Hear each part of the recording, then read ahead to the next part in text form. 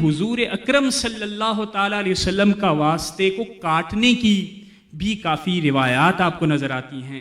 کہ میں خدا کے ساتھ جڑ جاؤں، درمیان سے محمد مصطفیٰ صلی اللہ تعالیٰ علیہ وسلم، آپ سمجھ رہے ہوں گے۔ تو یعنی جو حضرت محی الدین ابن عربی کا جو کمال ہے کہ تصوف کو ان تمام حدود و قیود کے اندر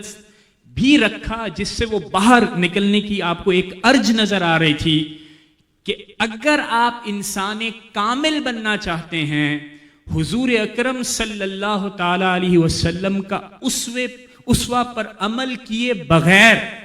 اس کے جز پر عمل کیے بغیر یہ ممکن نہیں ہے کہ آپ اللہ رب العزت تک پہنچ سکیں۔ تو یہ انسان کامل کا تصور ہے۔ تو لہٰذا یہ مثلث ہے کہ وجود اور وجود کے ساتھ عالم مثال اور پھر انسان کامل۔ اچھا، اب یہاں پر وحدت الوجود کے حوالے سے بھی پہلے تو یہ ظاہر ہے علمی حلقہ یہ جانتا ہے کہ یہ اصطلاح بعد میں جو مطالعہ کرنے والے علماء، مشائخ، ہسٹورینز، فلاسفرز نے لگائی کہ یہ ان کی ایک پوزیشن کو بیسٹ ایکسپلین کرتی ہے، تو بات کی چسپاں کی گئی ہے۔ اگر وحدت الوجود سے مراد یہ ہے کہ کائنات کے وجود کے بغیر خدا کی ذات کا اظہار نہیں ہو سکتا ہے، تو شیخ اکبر کا یہ مذہب نہیں ہے۔ کیوں؟ کیونکہ کائنات کا وجود خود محتاج ہے اللہ رب العزت کا، ٹھیک ہے؟ تو وحدت الوجود میں بھی آف کورس کہ یہ بہت پرانا ایک ٹریڈیشن ہے، تو ہمیں یہ دیکھنا پڑے گا کہ حضرت شیخ اکبر کی اس میں کیا پوزیشن ہے، کس چیز کو وہ انڈورس کریں گے۔ تو لہٰذا یہ ہے وہ، یعنی جسے میں یہ کہتا ہوں کہ شیخ اکبر کی جو بڑا جو کارنامہ ہے، اور آپ یہ دیکھیے کہ بڑے ہی صحیح وقت پر تاریخ میں جب آپ پیچھے دیکھتے ہیں تو ظاہر ہے آپ کے پاس یہ اپارچونٹی بھی ہوتی ہے، آپ کے پاس یہ لبرٹی بھی ہوتی ہے کہ جب آپ پیچھے دیکھتے ہیں تو آپ کچھ چیزوں کو کہتے ہیں یہ کمال کی ہو گئی۔ ان کمال چیزوں میں جو کہ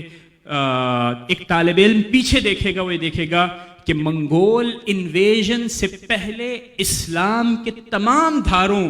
نے جہاں پر حفاظت یعنی جہاں پر جا کے وہ محفوظ ہوئے، وہ شیخ اکبر کا مکتب ہے، وہ شیخ اکبر کا مکتب ہے۔ تو یہ اللہ رب العزت کا کرم بھی ہوا، اور اگر وہ خزانہ کہیں کسی خزانے میں ملے گا تو وہ آپ کو شیخ اکبر محی الدین اکبر کے ہاں ملے گا۔ پھر اس کے اوپر تنقید بھی بہت زیادہ ہے، جیسے کہ ذکر اس سے پہلے ہوا، تو ہمیں اس پر بھی غور کرنا چاہیے، اس کے اوپر کافی گفتگو ہے، میں ان چیزوں میں ابھی چونکہ وقت بھی نہیں ہے۔ تو یہ تمام گزارشات تھیں۔ تو آخر میں پھر منتظمین کو، ہمارے عباسی صاحب ہیں، پروفیسر کامران صاحب ہیں، بالخصوص استاد محترم شاہ حسین گدیزی صاحب میرے استاد بھی ہیں اور بہت شفقت فرماتے ہیں، انہوں نے یہ پلیٹ فارم دینا یہ ایک بہت بڑی، یعنی جسے کہتے ہیں کہ نوازش اور بڑا کرم بھی ہوتا ہے۔ پھر اہل فلاسفہ اور پروفیسرز کے ساتھ ایک اور مسئلہ یہ ہے کہ اکثر دوستوں کا یہ خیال ہوتا ہے کہ یہ حرام کی کھاتے ہیں،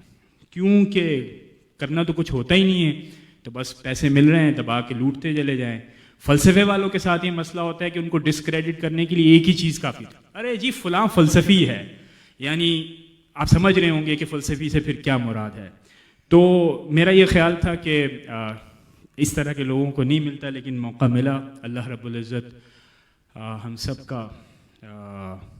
معاملہ اچھا فرمائے۔ اس محفل کی برکات ہم نے بزرگوں کے حوالے سے سنی ہے کہ بہت ہوتی ہیں، اللہ رب العزت سے دعا ہے کہ اللہ تعالی ہمیں بھی اسی صف میں اسی طرح ان تمام فیوز و برکات سے مستفید ہونے کی توفیق نصیب فرمائے۔ وما علینا البلاغ۔